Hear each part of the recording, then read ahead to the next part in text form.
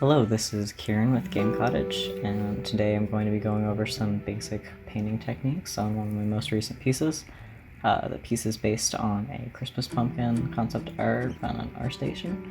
To start off, I already have a few basic layers on the pumpkin with lines and highlights and some basic cutouts and gradient shading on the base model, but I wanted to show you guys a couple of techniques to help spruce it up a bit. So here I am, a purple fill layer, and I'm painting on it with a mask using a low opacity brush. This is being used to give it greater shadows and give more depth to the model than there actually is, because I'm trying to keep it fairly low poly for the stylized look and just as a goal for it.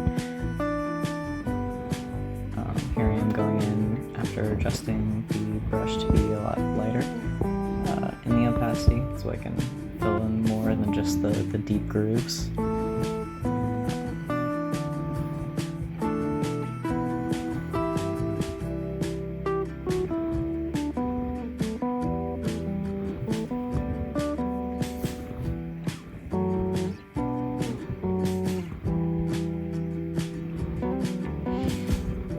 I like using filled layers for painting and substance, and then just adjusting where things are with mask layers, just because it's easier to go back and change colors and layer settings afterwards than to pick a color and just paint using a single brush on a basic empty layer.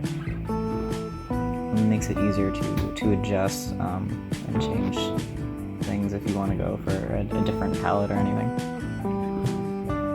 Next, going to be adding harder highlight lines around the cut and grooves. This helps add sort of light to it, so this helps add a variation between the light and the dark, and it really pulls in the groove, so it makes it look more so like these grooves are a lot deeper and sharper than they are than just having them sitting there. So the highlight pulls them out more and makes them stand out.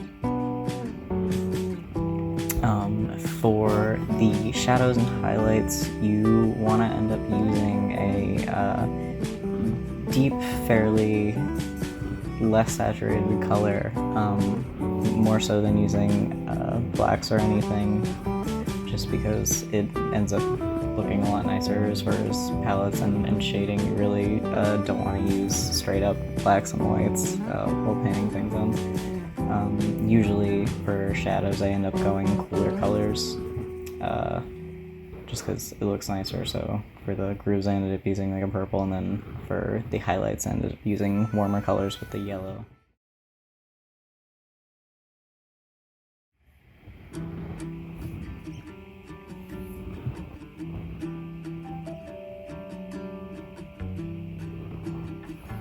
Going over all the little cutouts and holes with lines to make them pop.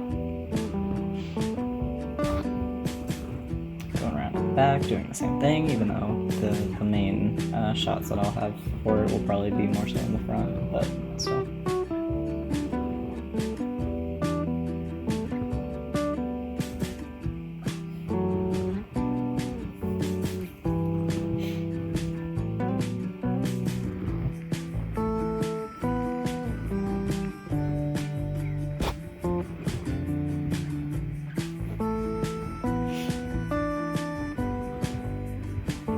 I also end up using a harder opacity than with the darker brush, doing the shading on the grooves, just because it being harder helped,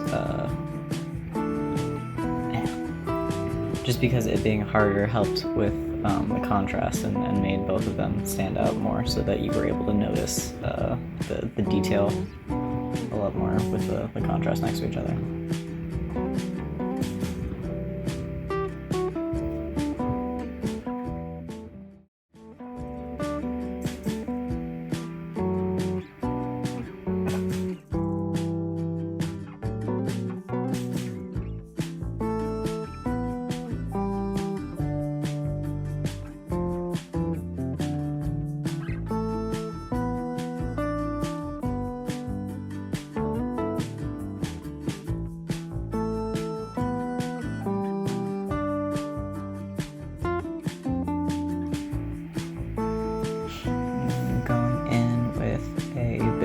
vector brush,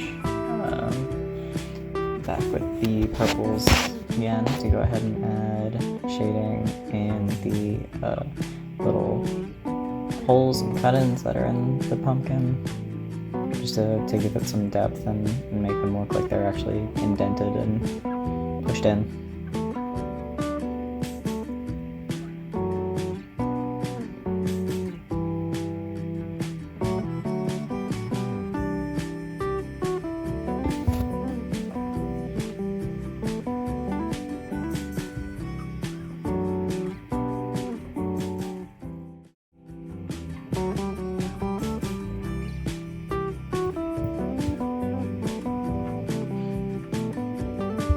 Going in with even bigger brush with a lot very light opacity, and filling in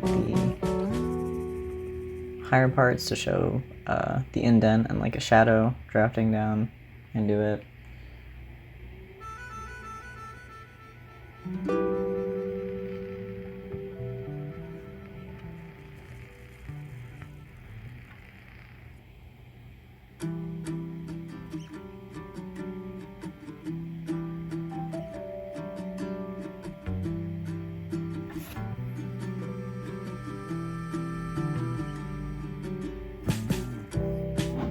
And that was the basic techniques that I ended up utilizing for painting the piece.